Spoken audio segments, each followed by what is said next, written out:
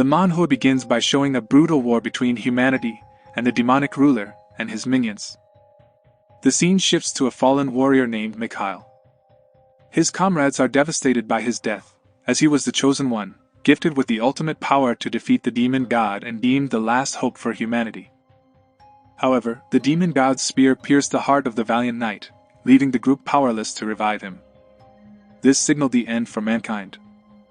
Mage was filled with regret, blaming himself for not leading the charge himself. His female partner questions his lack of alternate plan, to which a muscle-bound man confirms that he is indeed the Archmage of the Ninth Circle. Mage explains that he had prepared some spells, but they were useless now as the night had already passed. The muscle-bound man expressed his frustration and stated that this was why he wanted Mage to take the leader position from the fool. Both Mage and the knight were once contenders for the hero role, but he stepped down due to feeling unworthy. Despite this, Mage realizes that the responsibility of the situation rests on him. The demon god roars as he charges forward with his army. Shortly after, Mage declares that he will cast his most powerful magic, but needs time to do so. His muscular friend steps up to buy him time, while a woman with a bout covers them from behind. Then the muscle-bound man fearlessly charges into the horde of demons, and the woman provides support with her arrows. As the battle raged on, Mage continued to chant his most powerful magic. His companions fought bravely, but their exhaustion was starting to show. The woman with the bow was covered in wounds and barely able to continue, while the muscle-bound man's situation was dire, with demons closing in on him. The demon god ultimately overpowered the man, crushing his body. Just as the demon god was about to turn on the remaining warriors, a female archer appeared, ready to attack from behind. She declared that she would leave the rest to Mage, but the demon god effortlessly beheaded her with a swipe of his hand. The demon god then taunted Mage and his remaining friends with an evil grin. Feeling that her two friends' sacrifice was not enough, a princess stepped forward to buy Mage more time. She looked back, thanking him for his presence until now. Seeing that, Mage couldn't help but smile as the princess knelt before him. Suddenly, the demon god's army charged forward, but before they could reach the princess, a massive explosion obliterated many of them. At that time, Mage breathed a sigh of relief, knowing that his friends had bought him enough time to unleash the powerful magic of the Ninth Circle. With a determined expression, he cast the spell, Meteor Strike, and all the demon troops looked up in awe as a shower of massive meteors descended from the sky. The sight was so overwhelming that the demon god himself could only gawk at Mage's immense power as the meteors crashed down upon him and his army, causing a catastrophic explosion. Despite the devastating impact of his Ninth Circle magic, Mage was not unscathed. The demon god and his soldiers had managed to endure the attack, and Mage's previous strike had only inflicted a minor wound.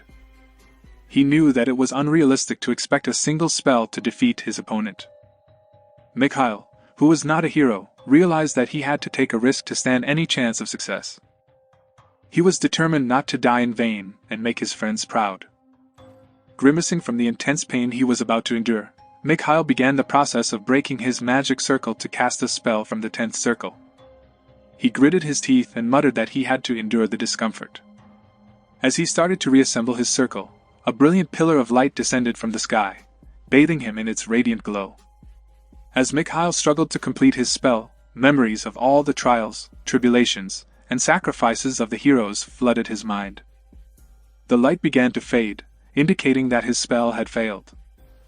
He was reminded of the heavy price his friends had paid to give him this magic. Despite his failure, he held on to hope that even a small miracle could change the outcome. He vowed not to let the fate of humanity be placed in the hands of an unworthy man. Just as Demon God was about to deliver the final blow, Mage was suddenly transported to a bed where he lay bandaged and unconscious. Suddenly, a voice beside him called out his name, and Mage recognized it as that of his servant, Morden. The servant asked if he was alright, and Mage, still in shock, remained silent as he took in his surroundings, a place that was all too familiar to him.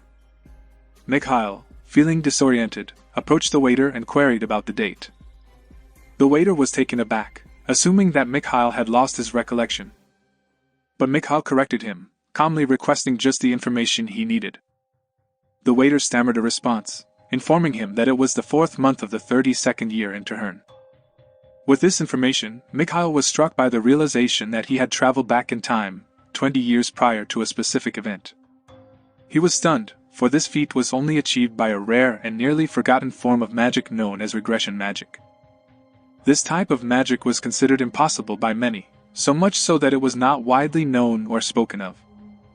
Despite the disappointment of being in a third-level magic circle, Mikhail was thrilled to have successfully harnessed the rare regression magic. His first order of business was to assess his current magic circle.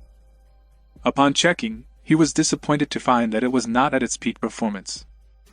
He muttered to himself, feeling that his circle was insufficient for someone who hailed from the esteemed Mage family, renowned for their mastery of magic. Mikhail then became aware of a bandage on his head and, confused, turned to the waiter for an explanation. The waiter, sensing his uncertainty, asked if he had forgotten the reason for the bandage as well. Then Mikhail requested for the maid to be silent, and attempted to piece together the events that led to his current situation. He wondered if it was due to his depression that had driven him to hurt himself. The maid corrected him, stating that it was not the case. With a guess, Mikhail asked if it was because of his request to cancel his engagement with Aylin Lindell, which was confirmed by the maid's expression. At that time, they were engaged until he was 20 years old. Shortly after, Mikhail questioned Morden about the response from the ducal family regarding their discourteous behavior. Morden replied that they had not received a response yet, causing Mikhail to worry that they were in a precarious position. He remembered the time when Aylin had beaten him, the look of disgust on her face still fresh in his mind. With a final instruction, he told Morden to leave his room as he had some important matters to attend to. Suddenly, Morden reminded Mikhail to avoid any encounters with Princess Aylin for his own safety.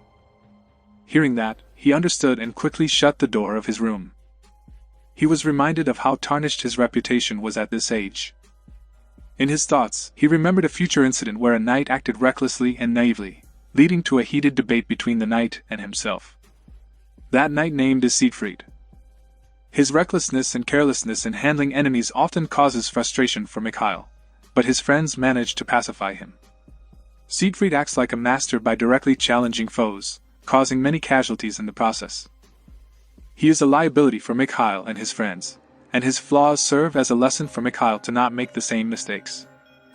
Soon after, Mikhail's father received news of his consciousness and asked what he plans to do now. If he said he wanted to see Aylin, his father would physically harm him. At that time, Morden remained silent, not knowing what to say.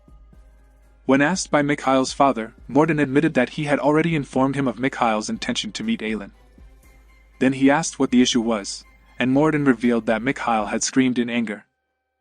Meanwhile, as Mikhail begins his regression, he decides to put his skills to the test. He opens his circle, ready to start from scratch. Despite knowing the immense pain that he would face later, he focuses on stabilizing the flow of his circle. He enters into a state of meditation, correcting his mana circulation. Traditionally, mana circulates in a clockwise direction around the body, gathering at the heart to form a circle. But Mikhail believes in a different interpretation of the process. He uses the technique known as the free spin method, which involves creating circle dots all over his body, allowing for 12 simultaneous mana circulations. The pain all over his body is intense, and for most people, the overcirculation of mana would lead to their body exploding. But Mikhail is different. He was a former Archmage of the 9th Circle, and his skills and training sets him apart from the rest. At that moment, Mikhail grimaced through the discomfort that came with his new method of mana control. Despite the pain, he knew it was a small price to pay for what was to come. As he meditated, the outline of his mana circle started to take shape, growing stronger with each passing moment. Eventually, he interrupted his focus, taking a few deep breaths to calm himself. Despite being a beginner at this free spin technique, he was pleased with the results. His mana flow was now steady, and he felt an improved efficiency in its use. After a while, Mikhail unleashed his newly formed mana circle and, to his surprise, reached the 4th circle. He was eager to progress further, so he put his skills to the test by casting a fire lance spell. The magic appeared at his fingertips with ease, surprising even himself. The spell was typically only accessible to 7th Circle mages, but with his newfound efficiency in mana circulation, he was able to pull off a double cast. This should have been impossible for someone at the 4th Circle, but Mikhail's innovative approach allowed him to push beyond his limits. He envisioned himself reaching the ninth circle and mastering multiple forms of magic at once. However, the strain on his mana reserves was too great, and Mikhail couldn't sustain it for long. He decided to take a step back and focus on more pressing matters. Suddenly, his father burst into his room, angry and demanding to know what he was up to. Then Mikhail nonchalantly replied that he already knew, to which his father replied that it was impossible for him to not know. His father demanded an explanation for the words that had just escaped his son's lips. Mikhail confessed that he was aware that he had sullied the family name, and believed no further clarification was necessary. But his father's demeanor shifted. The anger radiating from him was palpable as he threatened to break Mikhail's legs himself. Mikhail was thrown into a state of fear and desperation as he pleaded with his father to hear him out. Shortly after, Mikhail explained that he took action because he had a plan in mind. His father was perplexed by the notion of a plan, and asked him to elaborate. Then he shared that it was unfair for the Duke's family to cancel the engagement on a whim. Hearing that, his father agreed, pointing out the hypocrisy in their reaction. Intrigued, he leaned back in his chair and listened as Mikhail continued, speculating that his son must have known something. Mikhail confirmed that he did indeed have all the information. He had undergone a transformation since turning 23 and was no longer the indecisive, weak, and timid person he once was. Mikhail recollected the time when he was with Aylin and was in a state of sadness prior to his 23rd birthday. Currently, he was still feeling downcast. He was at risk of becoming the type of person that Aylin despised: indecisive, coward, and lacking in convictions. It was no wonder that she wanted to end the engagement, but not through unscrupulous means. Then he asked his father about the conditions set for the engagement, and was told not to involve himself in any questionable practices. For the sake of giving birth to a pure heir, it was crucial that the mana from different sources remain separate. Mikhail agreed with his father, emphasizing the significance of the heir, particularly if they were to become a knight or a mage. Then he explained the reasoning behind his previous statement. He posed the question, what if Aylin had breached the agreement they had made? His father was taken aback by the suggestion, his surprise clearly written on his face. Mikhail continued, explaining that at first he was there to protest, but he felt something strange from Aylin. His father asked if he was suggesting that the Aylin family was trying to deceive them. Then he confirmed his father's suspicions and revealed that Aylin had been secretly training to become a knight before their engagement. His father asked if he was serious. Then he told his father that he was indeed serious, despite fabricating the story earlier. His father expressed skepticism and asked how it could be possible for Aylin to have trained her body with mana. Even an 8th circle mage wouldn't know about it. Mikhail then revealed that he had observed her practicing her swordsmanship, and she was able to easily defeat her training targets. His father realized that there could only be one explanation for this: an ancient magic tool. Mikhail smiled as his father caught on to his theory. They then headed to Aylin's family, where her father asked about their investigation. However, Aylin insisted that it was impossible for Mikhail to know anything, but her father and Mikhail's father both had the same suspicion about the ancient magic tool. Then Aylin comforted her father, who was worried about what might happen if Mikhail were to discover their secret. Despite the fact that he had visited their home 2 days prior, he showed no signs of suspecting anything. Her father, however, was still concerned that if Mikhail found out, the situation would become even more complicated. Despite being part of a famous magic family, the Walpurgis would not be able to detect the magic items they had placed on themselves.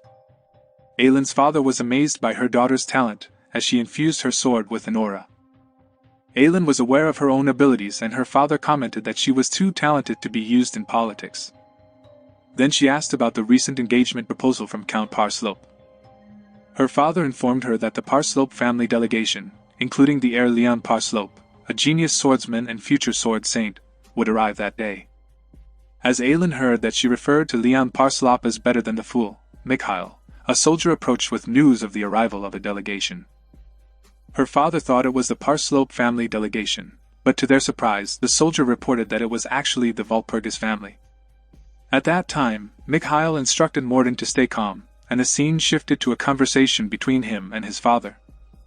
Mikhail explained that the reason for his unusual behavior was that he suspected the Walpurgis family already knew about what he knew. his father asked if he and Aylin meant to cancel their engagement due to his discovery of her secret. Then he responded that they could give other reasons for canceling the engagement after the fact. This made his father dizzy, as a false reason could lead to consequences for the Walpurgis family, and their shame. At that time, his father believed in his words, and if Mikhail were to protest to Aylin's family, the situation would escalate. At that moment, Mikhail felt the weight of his father's serious tone as he asked if he could be held responsible. As the head of a well-respected magical family, the pressure was immense. But Mikhail resolved to prove himself, determined to show that he was capable of handling the responsibility that came with his words. Hearing all of that, his father had faith in Mikhail, but he knew that if he failed to deliver on his promises, not only would he lose the title of heir, but he would also have to give up his family name. Then his father asked him if he was still confident in his ability to do what he claimed he could.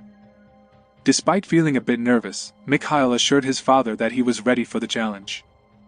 Shortly after, his father gave him the green light to proceed with his plan. However, Morden was skeptical about Mikhail's plans, given his prior reputation within the family. He feared that if something went wrong, there would be no coming back. However, Mikhail was aware of that concerns, but he brushed them off and reminded him that he had a plan in place. The moral that can be learned from this manhua is about perseverance and determination. Despite having a negative reputation within his family and facing significant consequences if he failed, Mikhail remained confident in his ability to carry out his plan. He was determined to prove himself and to keep pushing forward, despite any obstacles he may face. It teaches us to stay focused on our goals and to not be deterred by fear or past failures. It encourages us to have confidence in ourselves and to continue pursuing our dreams, no matter the challenges we may encounter along the way. Previously, Mikhail had successfully used his regression magic to travel back in time 20 years, before the war against the demon god. The manhua continues as Mikhail arrived at Aylin's residence. At that moment, he had a secret plan in mind. However, when Aylin's father learned of the visit, he sensed something was amiss and declined to meet with Mikhail, claiming to have guests on the way. Then the soldier delivered the message to Mikhail, who simply turned and left, much to the relief of the soldier. But before Mikhail could fully depart, Morden approached him and asked if he was really leaving without following through on his plan. To this, he replied by simply instructing Morden to carry out the plan as previously discussed. But instead of departing, Mikhail leaned against a nearby tree, catching his breath from his long journey. The soldier, growing increasingly annoyed, approached him and asked why he was still there. Mikhail simply replied that he was taking a moment to rest. The soldier grew increasingly frustrated, as the family of Count Parslope was soon to arrive. He attempted to escort Mikhail away, but he was not having it. In a fit of anger, Mikhail revealed that despite the annulment of his engagement, he was once engaged to the woman the soldier respected and was the rightful heir to the Walpurgis family. He demanded the soldier release his grip and let him be, exuding a menacing aura. The soldier was taken aback and quickly released his hold on Mikhail. Mikhail then directed a piercing gaze at Sir McEwen and questioned whether a spy had the audacity to touch a member of the Walpurgis family. Then he immediately fell to his knees, apologizing profusely for his actions. He was bewildered, as just a few days prior, Mikhail seemed unable to even look at him. Sir McEwen now felt a palpable aura of danger emanating from Mikhail. Then Mikhail warned him to leave, threatening to reveal the truth if he did not comply. After that, he reluctantly returned to Aylin's father and informed him of Mikhail's request to see him. Despite feeling uneasy about the situation, Aylin's father considered using force to remove Mikhail if necessary. Then Sir McEwen offered to carry out the task, even if it meant using violence. However, Aylin's father declined Sir McEwen's suggestion to use force and instead agreed to meet with Mikhail himself. Then Aylin reassured her father, reminding him that Mikhail only wanted to see her, and she was confident in her ability to handle the situation. Shortly after, she asked Sir McEwen to escort her to Mikhail's location. Meanwhile, Morden questioned Mikhail's harsh demeanor towards Sir McEwen and brought up the scandal from the past. Then he reassured Morden to trust him, as he was preoccupied with thoughts of the approaching Parslope family and their future sword saint, Leon Parslope. Mikhail was eager to meet with him, as they were close friends prior to his regression. Shortly after, Morden sat down. At that moment, he couldn't shake the thought of Mikhail's sudden burst of power earlier. He wanted to ask about it, but Mikhail told him to calm down. However, that was not the question he wanted to ask. He was curious about whether Mikhail was secretly training behind Marquis' back. He said that the sudden surge of power he felt a moment ago was not the strength of a third circle mage, and as the aid of Marquis, he had knowledge about such things. Mikhail then asked if Morden thought he was using black magic to increase his power, to which Morden nodded in affirmation. Then he merely smiled and told Morden to check for himself if he was curious. Shortly after, Morden took hold of Mikhail's hand, closed his eyes, and after checking, he exclaimed that Mikhail had 4 circles of power. Soon after, Mikhail confirmed that he had indeed reached the 4th circle of magic. Morden was in disbelief, as reaching such a high level in just 2 days was impossible. He thoroughly examined Mikhail's body to search for any traces of black magic, but found none. To his surprise, Mikhail had achieved this feat through his own strength. Curious, Morden asked how Mikhail had accomplished this. Then he explained that he had been expelled from his previous magical training, and this was the reason for his sudden increase in power. Hearing that, Morden was shocked and remained silent for a moment, before asking if this method was actually true. Mikhail confirmed that it did exist. Then Morden wondered if by being expelled 5 more times, Mikhail could reach the 9th circle, but he could only remain silent on the matter. After that, Morden asked if Mikhail had come to see him just to brag about his newfound power. Suddenly, Mikhail asked Morden what will happen if the Lindell family were to collapse. Then he answered that he expressed concern over the potential consequences, but wasn't completely certain. Then Morden asked why Mikhail was asking about this, to which Mikhail replied that he didn't want to tarnish the name of the ducal family. The Lindell family held a high reputation worldwide, as they were seen as one of the key supporters of the empire. In the event of a fall of the Lindell family, the kingdom would be thrown into chaos. But Mikhail, despite his recent setback, was determined not to let that happen. He was determined to make a difference, and he had a plan to bring about gradual change. As Mikhail sat in deep thought, Aylin approached him and asked what his plan was now that everything was over. She reminded him that their engagement had been officially ended in a family meeting, and she wondered why he was still there. But Mikhail begged for a chance to talk and asked if Aylin had any guests visiting. At that moment, she appeared nervous at the mention of guests, leading Mikhail to smile, as he knew that the visiting guest was Leon Parslope, who had no political ties with her family but sought to collaborate in the realm of swordsmanship. Aylin, not understanding how he knew, thought there was no way he could be privy to this information. But there is one thing, namely that Mikhail was deeply passionate about upholding business ethics. So, when his fiancée was suddenly compelled to break off their engagement, it was no surprise that he was filled with rage. Despite the formal agreement between them, he felt that their relationship should be based on mutual trust and respect, and he couldn't help but wonder if their engagement was the result of an unjust arrangement. On the other hand, the Lindells saw no benefit in prolonging the situation. This was why they had always forbidden Mikhail from meeting Marquis. As he approached Aylin, he asked for clarification on the situation. With a soft whisper in her ear, he requested to take her response as an official statement on behalf of the Lindell family. However, Sir McEwen suddenly pushed Mikhail away from Aylin and sternly declared that Mikhail had gone too far. Pushing him until he stumbled back and hit a tree, Sir McEwen made it clear that he wouldn't allow Mikhail to act as he pleased, even if he was the heir to the family. Mikhail gazed at Aylin, questioning the manner in which guests were received by the knights of the Lindell family. He accused Sir McEwen of being rude and interfering since the morning and not knowing when to keep quiet. Then Aylin ordered Sir McEwen to release Mikhail, but he stubbornly refused. However, her powerful voice rang out as she firmly warned him not to repeat his actions again. She reminded him that his duty was to protect the good name of the Lindell family, not to cause a commotion. In response to her stern words, Sir McEwen finally released his grip on Mikhail. Then Mikhail muttered that this moment was becoming increasingly dull and stated that he didn't care about their opinions anymore, as there was something far more pressing at hand. He asked them to move from the area, saying that it was not an appropriate place for a conversation. At that time Aylin wanted to say something, but ultimately agreed to his request. Aylin then invited them inside, but Sir McEwen reminded her of an appointment she had. However, she waved it off, saying it wouldn't take long. Then they all entered the Lindell family residence. As Mikhail surveyed his surroundings, he commented that everything felt just the same as before. But Morden interrupted, shouting that he rarely came to visit. This made him irate, and he retorted that he wasn't an old man, despite Morden's attempts to compare him to an old man. Soon after, Mikhail and Aylin then reached the living room, where he asked everyone to come inside as they didn't have much time. However, he wanted to speak to each of them individually. Then Aylin instructed Sir McCoon to stand guard outside. As they sat in the private room, Aylin asked what Mikhail wanted to discuss.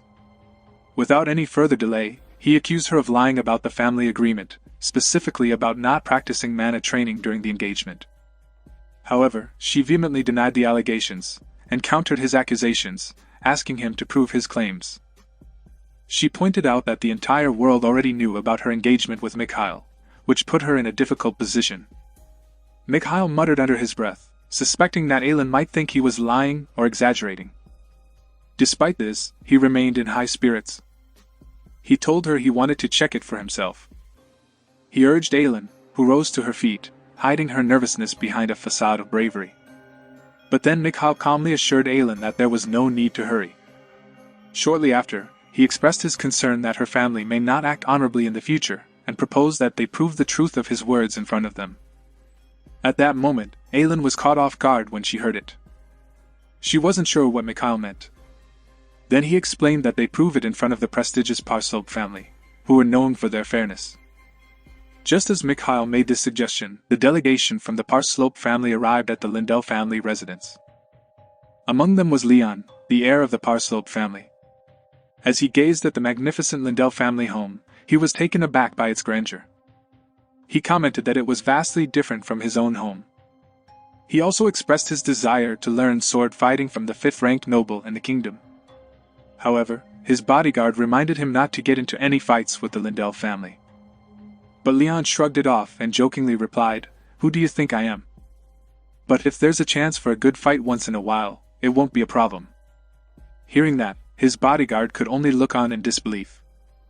After saying that, Leon playfully admitted that he was just joking. He turned to his bodyguard and asked why his father was making such a big deal about his move to the center. The bodyguard explained that it was inevitable. Count was also unhappy about being stationed at the border, and he agreed. Being stationed at the border was not beneficial for noble families, as only families directly serving the emperor were eligible for direct succession. The citizens on the border would lose importance to the emperor and face either annihilation or disappearance. Leon then stressed the importance of seizing the opportunities available to them. He asked about Aylin, who had just called off her engagement, and his bodyguard confirmed that it was because of the heir from Walpurgis.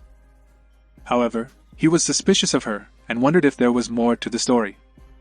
He pointed out that if something suspicious were to happen, Marquis Walpurgis would not keep quiet. Leon nodded in agreement with his bodyguard and added that the heir from the Walpurgis family must have been terrible for their engagement to be cancelled.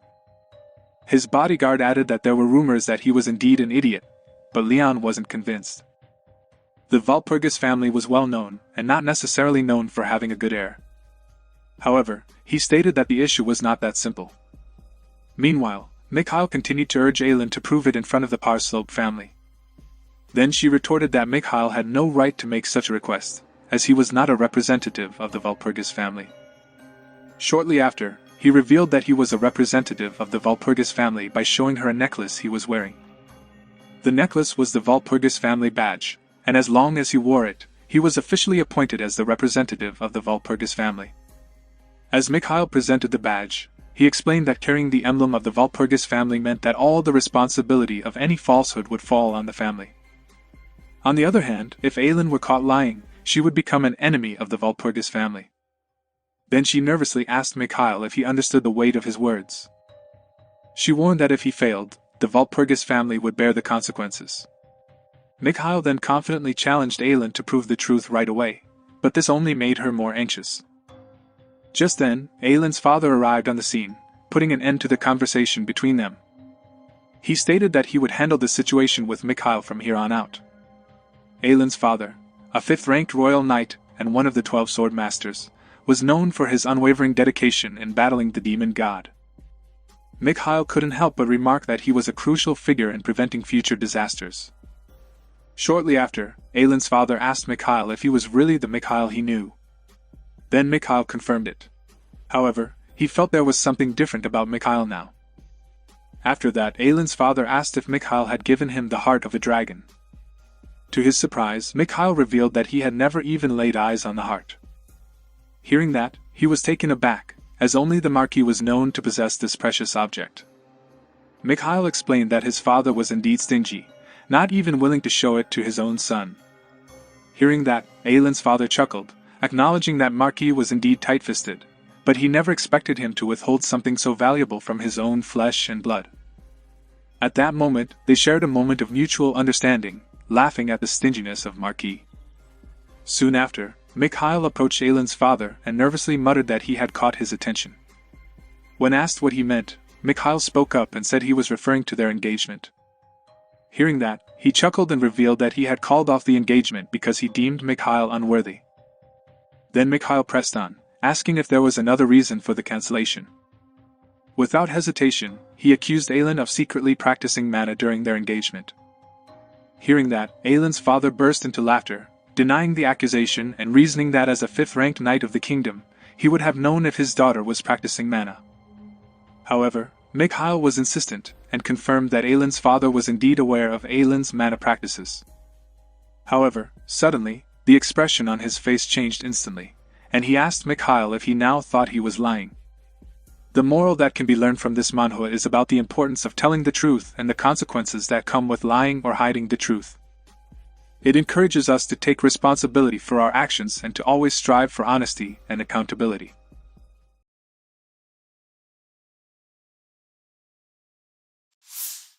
In the previous part of the manhua, Mikhail had threatened Aylin, revealing that he knew her secret. Despite her attempts to hide it, Mikhail had invited the Parslope family to come and prove her wrongdoing. At that time, she was frozen with fear, but her father suddenly appeared and offered to take her place and talk to Mikhail. However, Mikhail wasted no time and accused Aylin of breaking their agreement, with her father admitting that he knew about it. However, her father scolded Mikhail for his behavior, saying that he understood Mikhail's disappointment in the cancelled engagement but his actions were unacceptable. Upon hearing this, Mikhail muttered under his breath, claiming to be aware of magical tools that even the Marquis didn't know about. At that time, Aylin's father exuded a powerful aura that made it difficult for Mikhail to think clearly. He confronted Aylin and accused her of making a mistake. Mikhail claimed to have sensed something earlier and noticed Aylin and her father's surprise when he mentioned it. He continued confident that Aylin's father would understand what he meant. However, her father questioned whether it was just Mikhail's imagination, which irked him. Soon after, Mikhail abruptly rose from his seat and declared that if Aylin's father didn't believe him, then there was no point in continuing the discussion. He threatened to leave, but before he did, he dropped a bombshell by mentioning the Parslope family's impending arrival and Aylin's father's planned meeting with them. Hearing that, he was taken aback by this revelation. As Mikhail was preparing to leave, Aylin's father stopped him. Then Mikhail turned around, a sly grin on his face, and asked if Aylin's father would acknowledge him. At that time, he appeared drained and offered Mikhail a deal. Hearing about the deal, Mikhail agreed, and there was a moment of silence before Aylin's father asked if they could consider the matter settled. However, his expression immediately changed upon hearing Aylin's father's words. A few moments later, after thanking them for reaching an agreement, Mikhail bid them farewell and left the room. However, Aylin and her father were left in stunned silence. She admitted that she hadn't realized that Mikhail actually knew about the secret, assuming that he was bluffing. She was terrified at the prospect of retaliation from the Walpurgis family if they found out. Then Aylin asked her father what they should do now, and he tried to calm her down, saying that he had underestimated Mikhail's ability to read people, mistaking him for a simple fool. Shortly after, Aylin admitted to her father that it was her fault for not being aware of this situation and offered to take responsibility. But he didn't let her do it alone and took his share of responsibility. He blamed himself for not noticing her aura and preventing this situation from happening. However, he didn't want Aylin to feel burdened with the responsibility, as she was a genius in swordsmanship and he wanted to protect her talent. Her father acknowledged that the Walpurgis family would demand compensation for breaking the agreement. At that time, Aylin was worried, but her father assured her that Mikhail wasn't as foolish as they thought and didn't want to destroy their family. He advised her to pay more attention and learn from the situation. He stroked her head with affection and told her that there would be many lessons for her to learn in the future. In another part of town, Leon and his bodyguard were on their way to meet Aelin when Mikhail suddenly appeared and blocked their path. He demanded to know who Mikhail was and asked him to repeat himself. Shortly after, Mikhail introduced himself as Mikhail Walpurgis, and after observing him, Leon believed him to be truthful. When Leon questioned why Mikhail was there instead of him, Mikhail claimed to be just passing through. But he didn't buy it and accused Mikhail of underestimating him, which Mikhail denied. However, he used his aura to overpower Mikhail, who was impressed by the power and realized Leon must be the Sword Saint. In a moment, Mikhail shattered the oppressive energy that had been weighing down on him with a simple wave of his hand. At that time, Leon was taken aback by this sudden display of power and asked Mikhail how he had done it. Rather than answer immediately, he told Leon to hold his anger and listen first. However, Leon began to doubt whether the person standing before him was truly Mikhail Walpurgis, given the strange things he had just witnessed. But Mikhail quickly acknowledged that he was often thought of as a fool and didn't mind. What mattered most was the impending arrival of the demon god, which they needed to face together. And they couldn't let the foolish knight who had led them to their deaths get in their way. Mikhail seethed with anger at the thought of it, and unwittingly emitted a powerful aura. As Leon felt the intensity of Mikhail's power, he went into a state of caution. Then he noticed Leon's reaction and asked if anything was wrong. Leon commented that Mikhail looked like he wanted to kill someone, and Mikhail confirmed this, as he was indeed filled with a desire to take someone's life. Hearing that, Leon was taken aback by his response, but Mikhail urged him to calm down and listen to what he had to say. Mikhail smiled as he observed Leon's demeanor. Despite his emotional appearance, Leon was someone who thought with a clear mind and knew when to be angry and when to hold back. Then he remembered how Leon had shared this insight with him before they went back in time. He then reminded Leon that he had come here to finalize his engagement with Aelin or to deal with some other urgent matter. Curious, Leon asked if Mikhail was angry because he wanted Aelin for himself. But then, he simply smiled and explained that he no longer had any feelings for her, and that his attention was now focused on Leon.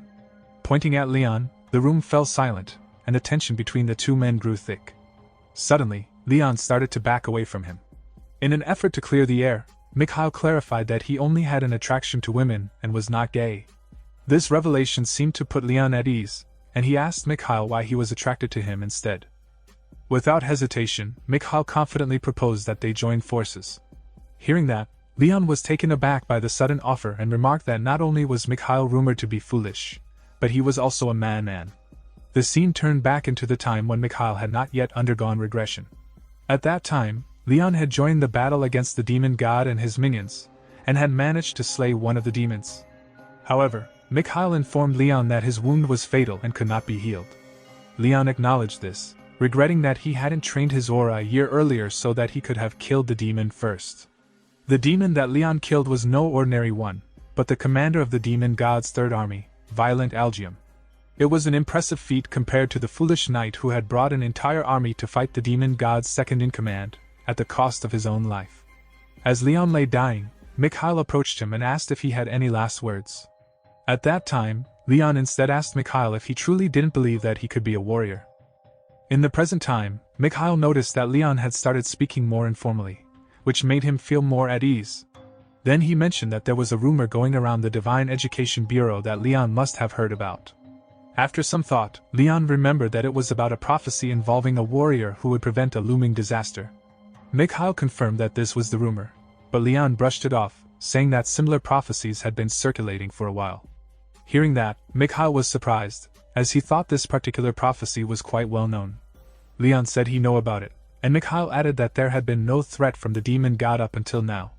However, the appearance of the prophecy, specifically Cassandra's prophecy, had started to raise concerns as it was unlike any other prophecy, and had spread all over the world.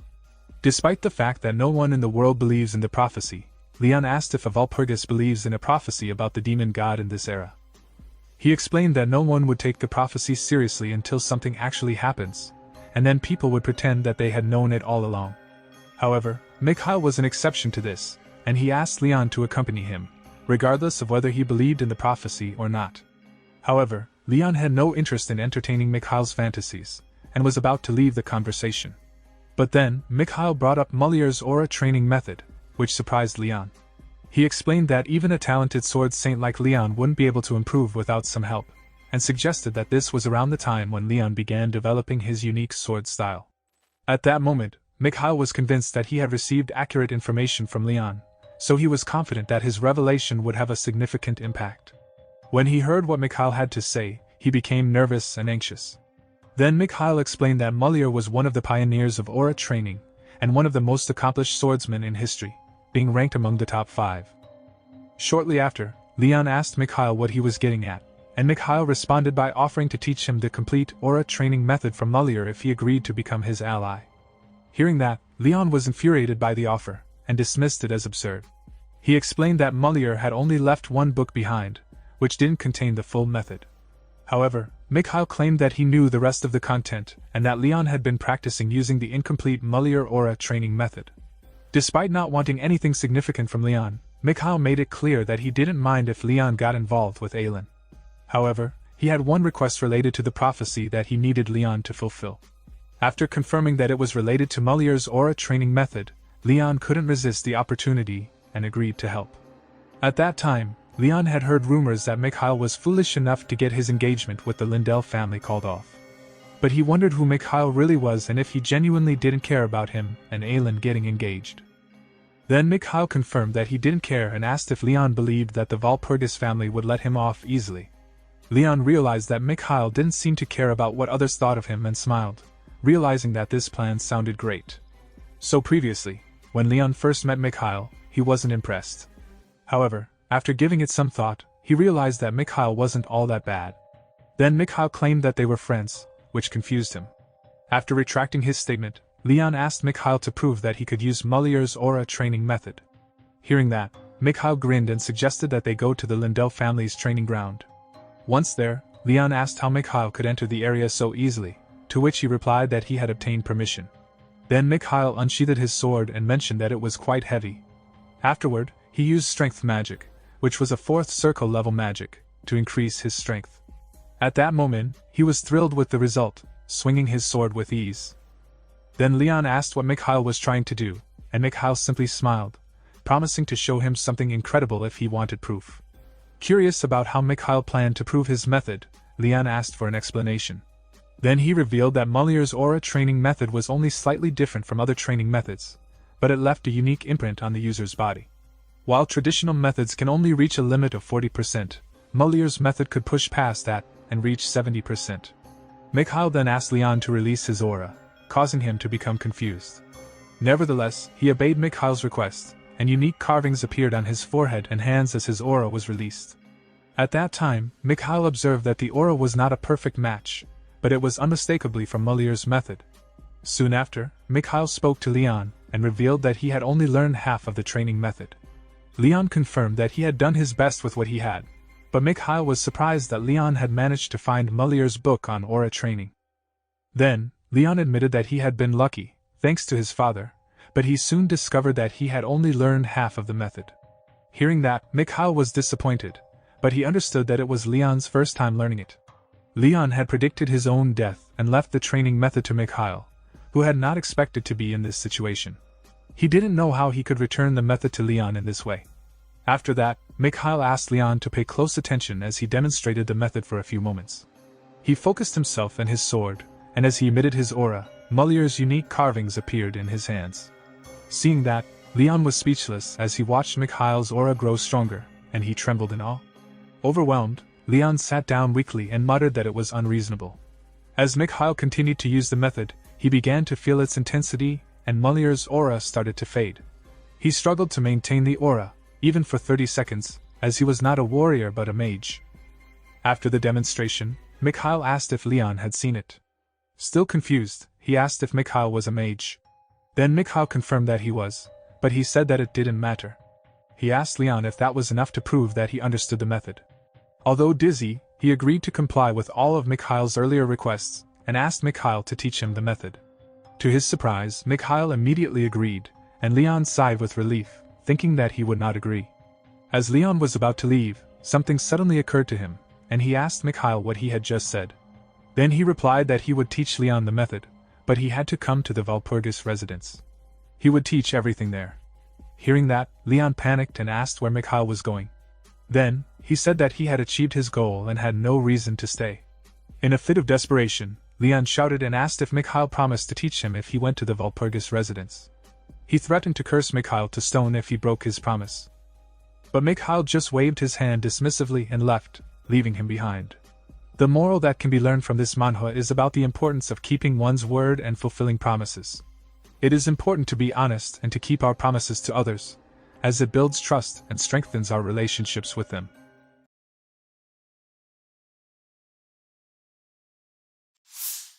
In the previous part, Mikhail managed to form an alliance with Leon Parslope by exchanging a powerful sword or a technique. As Mikhail was about to leave, Aylin's father called out to him, questioning whether he had accomplished what he came for. Then Mikhail replied that he planned to greet him before leaving, but they had crossed paths already. Suspicious that the old man had witnessed everything, Mikhail asked if he had seen their interaction, to which Aylin's father admitted he had. He then apologized to Mikhail and the Walpurgis family for his actions. Shortly after, Aylin's father prepared to give Mikhail his compensation and commended him for causing a commotion, acknowledging that it was a brave decision. Knowing that, Mikhail was surprised that Aylin's father still seemed uncertain about what he wanted, but the leader's calm demeanor was expected. Then Mikhail quickly apologized for coming alone and expressed his hope that Aylin and Leon's engagement would proceed smoothly. At that time, Aylin's father corrected him, reminding him that it was actually a wedding, although recent events had thrown the plans into question, leaving him feeling regretful. However, Mikhail avoided Aylin's father's words, instead focusing on giving Leon options and pointing out that he was a smart person who may have decided the engagement was not worthwhile. Suddenly, Aylin's father asked whether the Walpurgis family could trust the Lindell family again, to which Mikhail replied that there was a possibility, but it would require the Lindell family to show their sincerity. Finally, Mikhail asked him if he knew of a teacher who could teach Aylin, hoping to gain his favor once again. Hearing that Mikhail believed the Lindell family was not capable of training Aylin properly, and Aylin's father realized that Mikhail had an ulterior motive. Then he reminded Aylin's father that he wanted to regain the Walpurgis family's trust, but Aylin's education was a separate matter. Shortly after, Mikhail returned home, where his father greeted him with a smile and praised him for completing his duties. However, Mikhail sensed that his father was insincere, and his father eventually admitted that he was difficult to deceive. Then he quipped that the apple doesn't fall far from the tree. It turned out that Mikhail's father had received a letter from the Lindell family, and Aylin's father would personally apologize for his actions. They requested that the news not be spread to the public to avoid tarnishing the Lindell family's reputation. Hearing that, Mikhail's father smiled and credited Mikhail for the success. He was pleased to hear that Aylin's father had only asked about regaining the Walpurgis family's trust, and he agreed with Mikhail's response that trust could be regained through sincerity. Since everything's going out smoothly, Mikhail had a cunning plan, and he wanted to take charge of the situation. He asked his father to entrust everything to him, and put an end to the family matter that had been troubling them. Despite his father's objections, Mikhail was convinced that he was the only one capable of resolving the issue. He knew that the stakes were high, but he was determined to succeed. However, Mikhail was not one to shy away from a challenge, and he was willing to face Aylin's father, a man known for his chivalry and cunning. Then his father warned him about the dangers of taking on someone like him, but Mikhail was confident that he could handle it. Surprisingly, his father agreed to let him go ahead with his plan. At that moment, Mikhail was overjoyed at his father's trust in him, and he promised to do his best. He knew that the road ahead would be tough, but he was ready for whatever lay ahead. As his father pondered on how to negotiate with Duke Lindell, Mikhail set out to make things right. The next day, Mikhail was walking down the aisle, feeling the weight of the recent downfall of his family. The Iron Palace family, once known as the strongest magic family, had crumbled due to internal conflicts and a power struggle for the head of the family.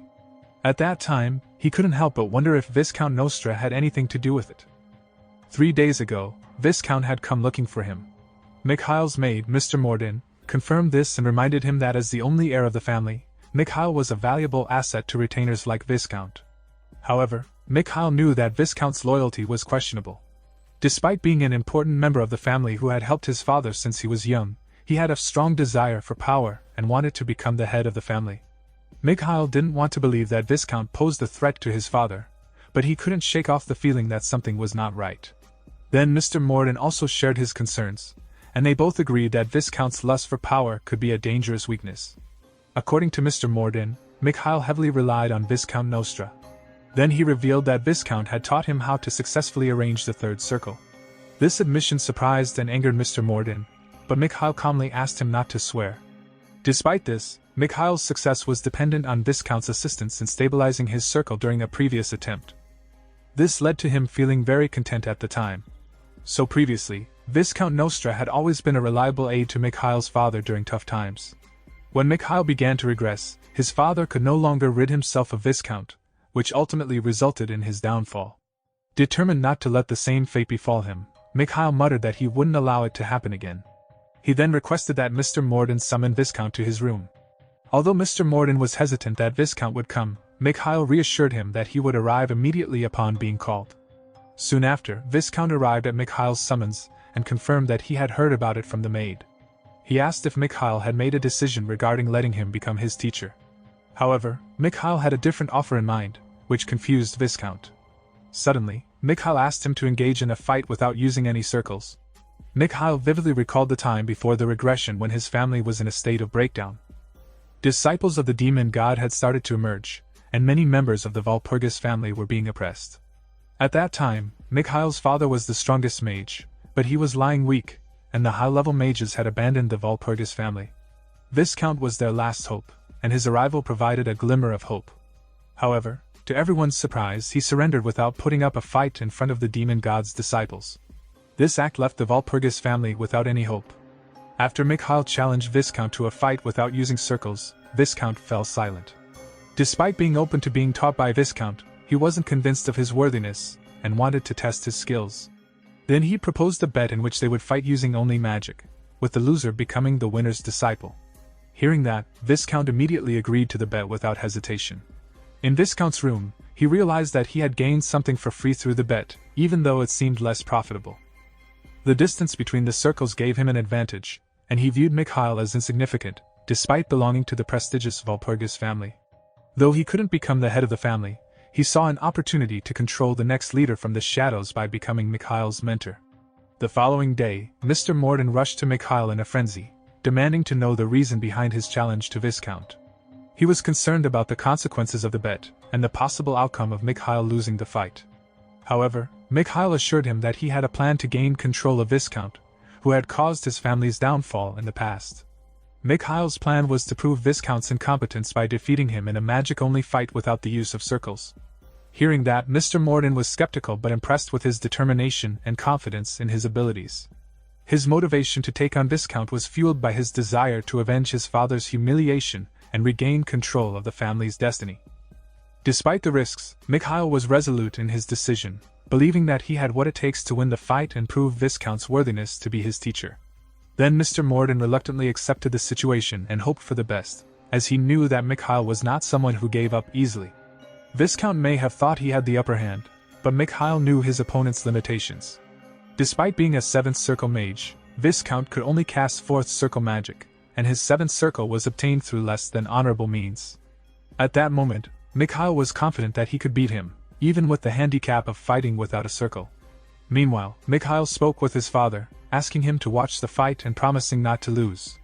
But instead of support, his father threatened to beat him with a club if he didn't wake up. However, Mikhail managed to convince him to back off, and he set his sights on his next move. Knowing that Viscount likely thought he would win, Mikhail went into the training room to practice basic magic like magic missile. Although it may seem simple, he saw the potential in this magic, and practiced it with precision and control. Mikhail had meticulously calculated the angle and slope, and with a deafening boom, his magic exploded in the air. The clock was ticking as the battle loomed in just an hour, but he was determined to try out other spells. However, he found himself stuck on the 8th circle despite stacking his circles, just as Viscount had taught him. Frustrated, he had to start over again. It was only his exceptional talent that allowed him to persist. Soon after, Viscount sought a private audience with Mikhail's father, acknowledging that it was Mikhail who had given him the chance to prove his worth. In response, Mikhail's father made it clear that he would not intervene and would only observe the fight as a witness. As the two combatants faced off, Mikhail's father made a dramatic entrance, announcing that he would be the sole spectator to ensure that the outcome could not be challenged. However, he used his magic to restrict Viscount's abilities, limiting him to casting only 4th circle spells. As the battle was about to commence, Viscount made the first move by casting debuff magic, which slowed down Mikhail's movements. In response, he retaliated with confusion magic, hitting Viscount and leaving him dizzy. At that moment, he was amazed and confused by Mikhail's ability to wield such difficult magic. Viscount then unleashed a powerful combination of elemental magic, casting Fireball, Wind Cutter and Earth Break to create a devastating attack. At that time, Mikhail was about to be hit by 3 types of magic at once, but he quickly activated his mana barrier, which managed to block all of Viscount's attacks. Viscount Nostra was stunned that his attacks were not effective against Mikhail's mana barrier, and realized that he was facing a formidable opponent. On the other hand, Mikhail remained calm and composed, muttering to himself that even a 4th circle mage like Viscount couldn't withstand that kind of attack with just a mana barrier. So, witchcraft and swordsmanship are vastly different. In swordsmanship, it's impossible to bridge the gap in physical strength and sword aura no matter how much one tries. However, with magic, if one can calculate correctly, they can overcome this difference. That's why becoming a mage is no easy feat, and those who lack intelligence need not even dream of becoming one. Mikhail knew this all too well, and with a stretch of his hand, he was ready to cast Magic Missile. But Viscount was taken aback and questioned why Mikhail would use such a low-level spell. Then he explained that by using multicasting, he could make the magic missiles numerous and have them move from all directions towards his opponent. He said that if you can calculate it, then you can make something impossible possible. With that, Mikhail cast a series of powerful spells, including Free Control, Multiple Explosion, Consecutive Magic Barrage, Direction Change, Core Penetration, Detailed Control, and Fragmentation Expansion. The magic missiles he unleashed were now on a completely different level, and he had become much stronger. Seeing that, Viscount was taken aback and couldn't believe that Mikhail, a 4th circle mage, was able to cast such a complex spell that went beyond elementary level. However, with a smirk, he promised to show Viscount what real magic looked like. Then Mikhail released a magic missile attack that had been enhanced with various spells, and Viscount panicked as he saw the attack approaching him. Quickly, he activated his shield, and it successfully blocked Mikhail's magic missile. But Viscount's relief was short-lived. As he exclaimed that the attack wouldn't harm him, Mikhail cast his spell again. This time, the magic missile exploded, followed by explosion, and it hit Viscount's shield with great force. He was astonished that his shield could be destroyed so easily, and he was amazed at Mikhail's mastery of magic control. Viscount was curious about what Mikhail had done and asked him about it, but he received no answer. Instead, he appeared to be furious and slammed his fist into the wall, causing it to crack. At that place, it was shown that the difference in skill between swordsmanship and witchcraft was vast, and even the strongest swordsman couldn't overcome a mage's magical strength and aura. Mikhail, a 4th circle mage, demonstrated this by expertly casting a spell that bewildered Viscount. With a combination of multiple spells, his magic missile attack overwhelmed Viscount's shield, which surprised him. Then Viscount accused Mikhail of cheating, but he quickly retracted his claim after realizing that Mikhail had fought him as a Walpurgis and had held back his true power. After that, he delivered another blow, causing a powerful explosion that injured Viscount. Despite the pain, he admired Mikhail's abilities and determination. However, Mikhail refused to back down and ordered him to continue fighting, determined to show him the true power of magic. Soon after, Viscount announced that he would no longer hold back and revealed his true power. He launched a magic missile, which was quickly blocked by Mikhail's shield. After that, he cast a multicasting spell and summoned 3 flame spears, showcasing his mastery over magic. At that time, Mikhail's father watched in amazement as Viscount unleashed not 1, but 3 4th circle multicasting spells simultaneously. Despite Mikhail's impressive skills, Viscount was confident that he would not be able to withstand the sheer power of the 3 strongest magics of the 4th circle, Fire Lance. With a booming shout, he released the 3 fire lances towards Mikhail, causing a massive explosion. After the intense magical duel, both Mikhail and Viscount Nostra agreed that the battle was over. Viscount initially thought he had won, but his expression quickly turned to shock when he discovered that Mikhail had easily caught the powerful fire lance magic, the strongest of the 4th circle, behind the smoke. Both Viscount and Mikhail were surprised by the revelation. Viscount had previously believed that his magic was unbeatable in the 4th circle, and was shocked to see it destroyed with ease. Mikhail then remarked that magic is a talent-based field, and no matter how hard one tries, they cannot beat talent. Then Viscount asked what he meant, to which he responded that Viscount's talent was inferior to his own. Suddenly, Viscount Nostra cast all the magic he had at his disposal, ice spear, demon hands, sharpness magic, but Mikhail countered it all with his magic missile. The two magics collided with a deafening roar, and his magic was easily destroyed by Mikhail's. Seeing that, Viscount was dumbfounded, unable to comprehend how Mikhail was able to destroy his magic with such ease. Then Mikhail reminded him of what he had said earlier, that talent is everything in the world of magic, and Viscount was simply outmatched. Seizing the opportunity, Mikhail once again unleashed his magic missile multicasting spell, ready to take down Viscount. At that time, Viscount was visibly surprised by the magnitude of the attack, muttering under his breath that this new magic missile was far more powerful than the last. After that, Mikhail challenged him again, asking if Viscount was still confident he could block his magic missile with his shields. Remembering the old adage that art is explosion, he decided to unleash the full force of his magic missiles on Viscount. Viscount was thrown into a panic, quickly raising his shield in a desperate attempt to defend himself. However, it was all for naught. When Mikhail's attack connected, it resulted in a massive explosion that rocked the area. The moral that can be learned from this manhwa is that there is always room for growth and improvement. Like Mikhail and Viscount, who continue to learn and adapt their magical abilities throughout the battle, even as they face unexpected challenges and setbacks. This can be seen as a reminder that no matter how talented or skilled we may be, there is always more to learn and new ways to grow.